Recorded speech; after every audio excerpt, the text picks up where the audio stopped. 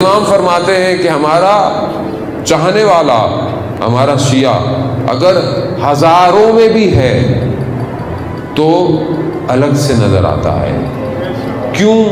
اپنے کردار کی وجہ سے، اپنے عمل کی وجہ سے. اسی لیے امام نے فرمایا کہ ہمارے لیے زینت بنو. یعنی جب اگر کوئی تمہیں دیکھے تو ہمیں جب یاد کرے تو کس کا شیعہ ہے یہ، کس کا ماننے والا ہے یہ. تو اپنے کردار کو ایسا بنائے اور اپنے امام سے جڑے. امام کہ صرف امام کے نام لینے سے تھوڑی امام کا ماننے والا ہو جاتا ہے، کردار سے، یعنی اپنے وجود سے اپنے امام کی طرف بڑھے.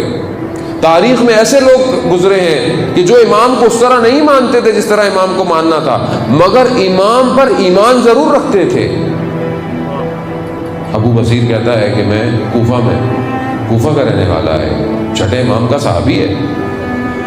اس کے پڑوسی ایک تھا جو کہ بہت ہی وہ جو برا کام ہو سکتا تھا کرتا تھا. لوگوں کا حق کھاتا تھا، لوگوں کی چیزیں غصب کرنا، گھر میں وہ لاؤ لعاب کی محفلیں رکھنا، آوازیں آنا. یہ اس کا پڑوسی تھا. پڑوسی ہونے کے ناطے اس کا حق بنتا تھا کہ اس کو تذکر دیتا، امر بالمعروف ہوتا. خیر اس نے بھی یہی کیا کہ یہ آپ کیا کرتے ہیں. تو بہرحال اس نے بھی پڑوسی ہونے کی وجہ سے احترام کیا اور کہا کہ دیکھیں ہم دنیا کے آدمی ہیں، آپ شریف النفس انسان ہیں، آپ چھوڑیے ان کاموں کو. لیکن بہرحال انہوں نے تذکر دیا. یہ تذکر دینا کچھ نور جاگ گیا اس کے اندر.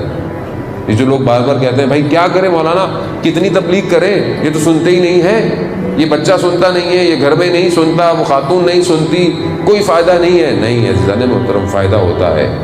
قطرہ بھی گرتا رہے نا، پتھر میں سوراخ ہو ہی جاتا ہے. یہ تذکر دینے نے اس کے اندر کچھ جگا لیا. تو کیا کہتا ہے کہ ابو بصیر، اگر تم جس کو اپنا مولا کہتے ہو اگر وہ میری ضمانت دے دیں تو میں سب چھوڑ دوں گا. اب دیکھ رہے ہیں آپ، اس طرح نہیں مانتا لیکن کچھ جاگ اٹھا. ابو بصیر مدینہ آئے امام کی خدمت میں. امام کو فرمایا ایسا ایسا میرا سا پڑوسی ہے. امام نے کہا اس کو بولو جو لوگوں کا حق کھایا ہے وہ واپس کر دے، جو بھی اس نے چیزیں ہیں اپنی زندگی صحیح کر لے، ہم اس کی ضمانت دیتے ہیں. اللہ، امام جس کی ضمانت دے دے. سوچیں آپ. گیا، لوگ ملنے آئے کیونکہ زیارت کر کے آیا تھا مکہ مدینہ کی، ملنے آئے.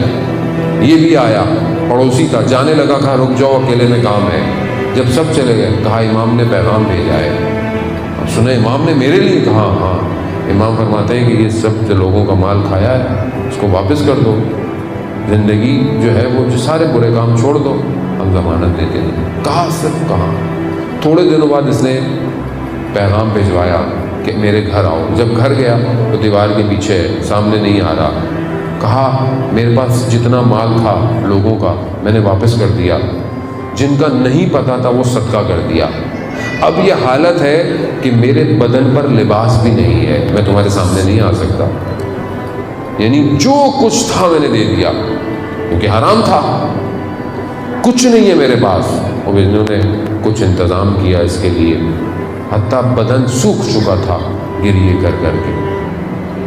کچھ دنوں بعد پیغام آیا کہ میرے طبیعت خراب ہے. یہ پہنچا، آخری وقت ہے اس کا. کبھی ہوش میں آتا ہے، کبھی بے ہوش ہو جاتا ہے، پھر ہوش آتا ہے، پھر آخری دفعہ ہوش میں آیا. کہتا ہے ابو بصیر تمہارے امام نے میرے ساتھ وفا کی. اور پھر آنکھیں بند ہوئی اور پھر مر گیا. اب جب ابو بصیر مدینہ دوبارہ گیا تو امام کے گھر میں داخل ہی ہوا تھا، ابھی دروازے سے اندر ہی آ رہا تھا. امام نے وہیں سے کہا، فرمایا ابو بصیر ہم نے تمہارے ہمسائے کے ساتھ وفا کی. عزیزان محترم، امام کیا مانگ رہے ہیں؟ اطاعت. قرآن کیا فرما رہا ہے؟ بسم اللہ الرحمن الرحیم، اطیعوا اللہ واطیعوا الرسول واولی الامر منکم. کچھ نہیں، سادی سی بات. اللہ کی اطاعت کرو، رسول کی اطاعت کرو، اولو الامر کی اطاعت کرو، یعنی امام کی اطاعت کرو. کچھ نہیں کہا. خب میں اپنی زندگی میں دیکھوں